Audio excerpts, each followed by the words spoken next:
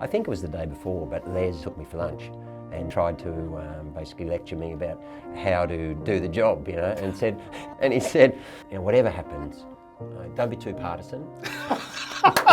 Well, that worked. He scored! Australia have done it! Come on, Johnny Warren! I sort of remember being very tired because I've been in Montevideo 4 days prior, so I was still jet lagged and obviously, you know, very nervous about what was to come as well, excited as well. But I imagine you'd be the same. You weren't in Uruguay, but No. This was a lot more personal for you than it was for me. Yeah, the nerves were at an all-time high. In fact, when I think back about that week and particularly that night and hear that game, that's my recollection, Jim, is it was just too much. It was actually it was actually generally too much emotionally. You know, there was so much on the line, and what I remember mostly is just trying to get prepared, and much more difficult than the guys who were getting on the field. You know, people don't realise how hard it is up here, you know, because you kind of, you know, you're so focused as a player, and you become, you know, a professional player means that you can get rid of all this extraneous stuff. Whereas for us, it's all extraneous. The enormity of the night has hit you well before we walked in this door and any ball's going to be hit. And you've got to kind of somehow navigate through that. I'd only been in Australia for, I think, 18 months by then, and whilst I wanted Australia to win and I was nervous and, you know, I completely recognised the enormity of the occasion, you were very emotionally invested, almost as a fan. Yeah. Did you find it difficult to separate the two on the night? I don't know why I'm even asking that question, because I know the answer. Tight the spaces. Here's Harry Kewell. It's Miss still there. hits, and it's It's in! still there! Australia have scored! Marco Bresciano! 33 minutes played, and Telstra Stadium erupts. You were here and you saw the... Yeah, we were actually sat in these places, right like weren't this. we? Yeah, that was you there. Facing the other way, obviously. And facing here, and when I walked in here just now, I looked at the kind of length of the room because I recall almost being so emotional, being unable to watch. You know,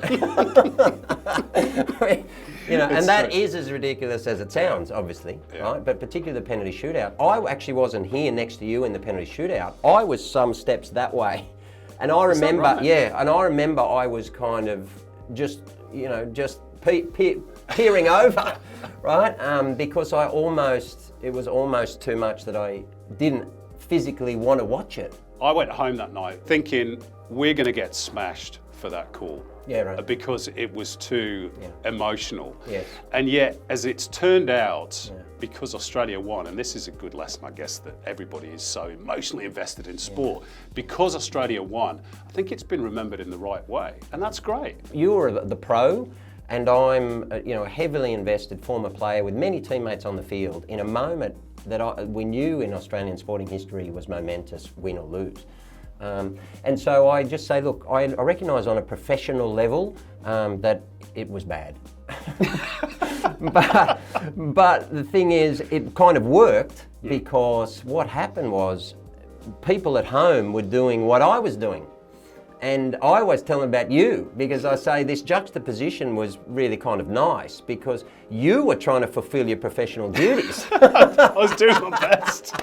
And, you know, particularly when it went in, of course, you know, and I always say to people, just listen to it back. And what you'll hear is Simon trying to deliver something professional and me just shouting him down. Yelping over the top. First penalty, Australia. Goal. Beautifully put away by Harry Kewell. Sheer class, Harry. During the shootout, I was actually crying. And everyone will know. But You weren't helping me very much. I wasn't helping you. And what happened is I lost count. So did I. You lost count, did you? Right.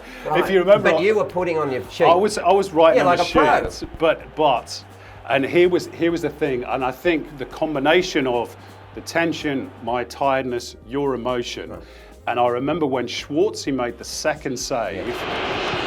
Oh, Big great save. save again by It's a Schwarzer. huge save. Wonderful save. And you delivered a very good line, actually. I'm sorry, it's the biggest save we've seen. And It's as big as we've ever seen in Australia. I'm sorry. I'm sorry, it is. I remember just out of the corner of my eye seeing John Aloisi walking very slowly amongst all the mayhem, very purposefully towards the penalty spot, and my mind completely went a blank, and I knew you weren't going to help me because you were gone. No, so I was over here somewhere. Yeah, you were over there somewhere. That means that if John Aloisi can score this goal, Australia will be there. In the mayhem of the moment, I couldn't figure it out. It was tiredness and emotion and everything else. And so I started, you can hear on the call me saying, so that means if, and I grabbed Nick Christou physically and said, if they score this goal, and I was looking for confirmation from it. So if did they score this goal. You pressed mute and you asked him? No, or no, you no, I was saying this on air. If Australia score this, that means if we score this goal, then Australia are there. Right. And Nick had this moment of blind panic on his face because all of a sudden I'd thrust this responsibility on him, and he did the old and got the thumbs up just at the moment, and I turned back and I said, here's Johnny Aloisi for a place in the World Cup. And when you said that, is that when I said, are you sure? Yes. Which didn't help me either. Are you sure? I'm trying to do my maths. I can hardly. 4-2. I can He hardly wins it stand for us. John, Here's Aloisi for a place in the you World win it Cup. for us. He scored! Australia have done it! Come on! John Aloisi, the Confederations Cup hero, has done Go it the boys! in the biggest game of all. Come on, Australia! Johnny Warren! I mean, the Johnny Warren stuff, you know, was a great example of just the emotion of the moment. Because what happened is, I remember, you know, the penalty went in and so on. And of course, the night was so much about Johnny, you know, rightly so. We had here, just on our left when we were looking out, you know, I remember walking in and picking up and just seeing big I told you so banner, and I think it might have been the Green and Gold Army, but they had this whole section was virtually Johnny Warren, right? And so, you know, that was hugely emotional, you know, to see that. And in that moment when it happened, what I thought was, Johnny Warren told you so. But I was so emotional, I couldn't get the second bit out. And so what happened is I just screamed Johnny Warren.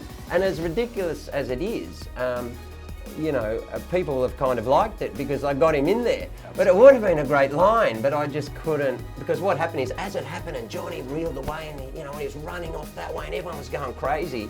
And we were in tears, as you know, I was physically in tears. 32 years, Simon. 32 years. These guys, they've done it for the country.